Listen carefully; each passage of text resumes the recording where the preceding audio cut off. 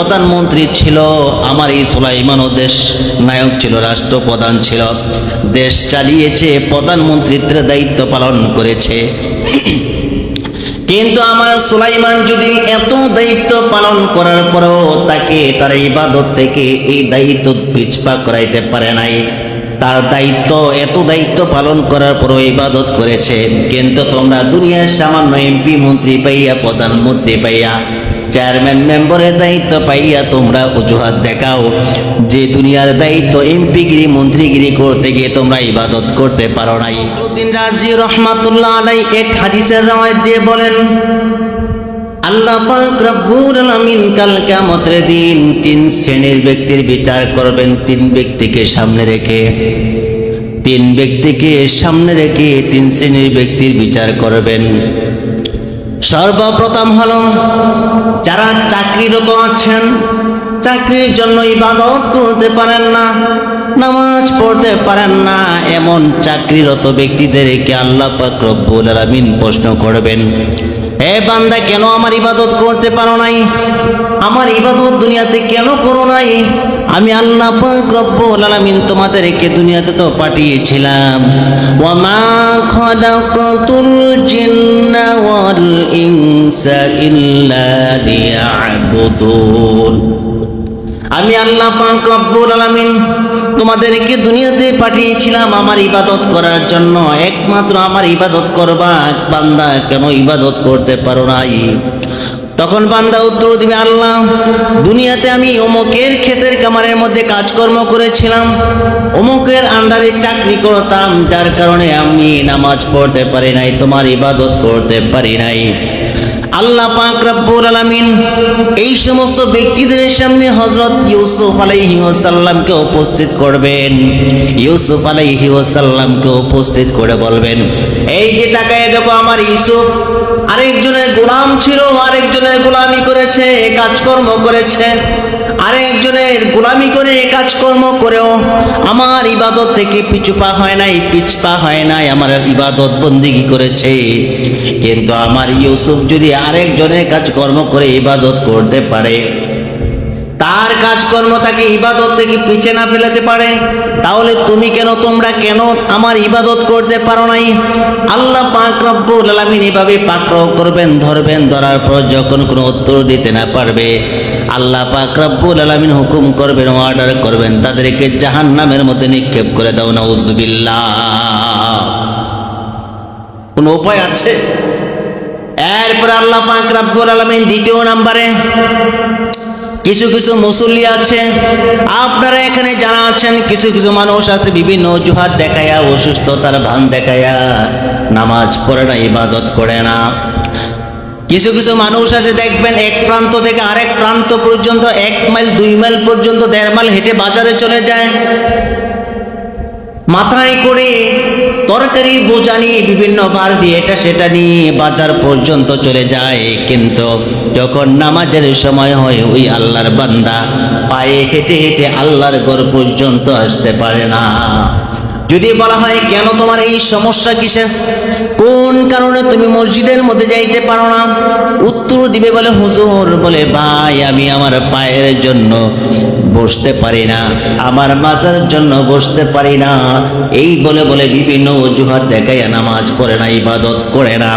কিন্তু এই ব্যক্তিটাই দেখা যায় মনে তরি তরকারি নিয়ে গ্রাম থেকে বাজার পর্যন্ত চলে যায়, কোনো সমস্যা হয় না। আল্লাহ পাক রব্বুল আলামিন এই সমস্ত বান্দারা যখন অসুস্থতার বাহানা দেখাবে, তখন আল্লাহ পাক রব্বুল আলামিন হযরত আইয়ুব আলাইহিস সালামকে তাদের সামনে উপবিষ্ট করবেন। এই যে দেখো, আমার আইয়ুবকে আমি এমন রোগ বিমার দিয়েছি, এমন অসুস্থতা দিয়েছি, আমার আইয়ুবের পুরো শরীরের মধ্যে রোগে আক্রান্ত হয়েছে, কিন্তু আমার আইয়ুবকে এত রোগ দেওয়ার পরেও, এত অসুস্থতা দেওয়ার পরেও তার রোগ বিমার তাকে আমার ইবাদত থেকে বঞ্চিত করতে পারে না।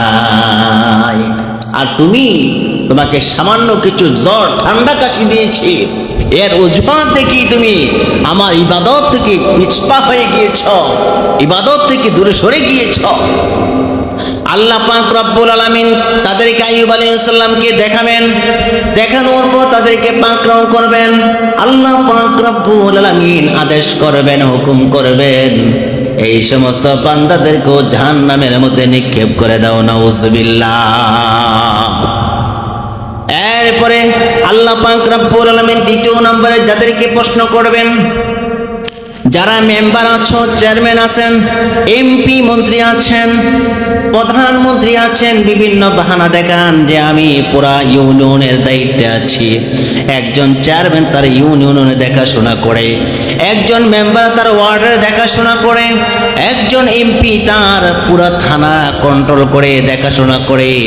তাদেরকে যখন প্রশ্ন করা হবে, কি ব্যাপার এমপি সাহেব কেন নামাজ পড়েন নাই, এমপি সাহেব উত্তর দিবে, আয় আল্লাহ, দুনিয়াতে পুরা থানার কাজ আমার দায়িত্ব আমার মাথার উপরে ছিল, এমন চাপের মধ্যে ছিলাম যে চাপের কারণে আপনার ইবাদত করতে পারি নাই। আল্লাহ পাক রব্বুল আলামিন যারা প্রধানমন্ত্রী ছিলেন, এমপি ছিলেন, মন্ত্রী ছিলেন, চেয়ারম্যান ছিলেন, কিন্তু আল্লাহর ইবাদতগুলি আদায় করতে পারেন নাই, আল্লাহ পাক রব্বুল আলামিন এই সমস্ত ব্যক্তিদের সামনে হযরত সুলাইমান আলাইহিস সালামকে উপবিষ্ট করবেন। কাকে? হযরত সুলাইমান আলাইহিস সালামকে উপস্থিত করবেন। উপস্থিত করার পর বলবেন, ও এমপি মন্ত্রীরা, প্রধানমন্ত্রীরা, তাকায়া দেখো, আমার এই সুলাইমান তোমরা কি রাজত্ব করেছ? আমার এই সুলাইমান প্রধানমন্ত্রী ছিল, আমার এই সুলাইমানও দেশ নায়ক ছিল, রাষ্ট্রপ্রধান ছিল, দেশ চালিয়েছে, প্রধানমন্ত্রীত্বের দায়িত্ব পালন করেছে। কিন্তু আমার সুলাইমান যদি এত দায়িত্ব পালন করার পরেও তাকে তার ইবাদত থেকে এই দায়িত্ব পিছপা করাইতে পারে নাই, তার দায়িত্ব, এত দায়িত্ব পালন করার পরও ইবাদত করেছে।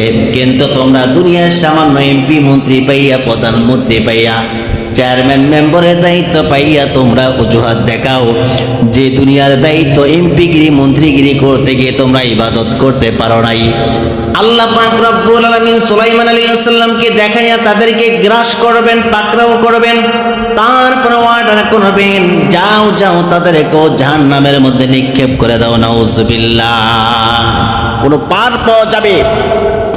বড় দুঃখ লাগে, বড় আফসোস লাগে। দেখা যায় আমাদের মুসল্লিদের মধ্যে কিছু কিছু মুসল্লি আছে, নামাজ পড়ে না, রোজা রাখে না, আল্লাহর ইবাদতগুলি পালন করে না, কিন্তু মাঝে মধ্যে দেখা যায় এমন কিছু ছলনা করে, বাহানা করে, কিছু অজুহাত দেখায়, নিজে নামাজ পড়ে না, সপ্তাহে একবার মসজিদে যায়, নামাজ পড়ার জন্য আসে, যায়।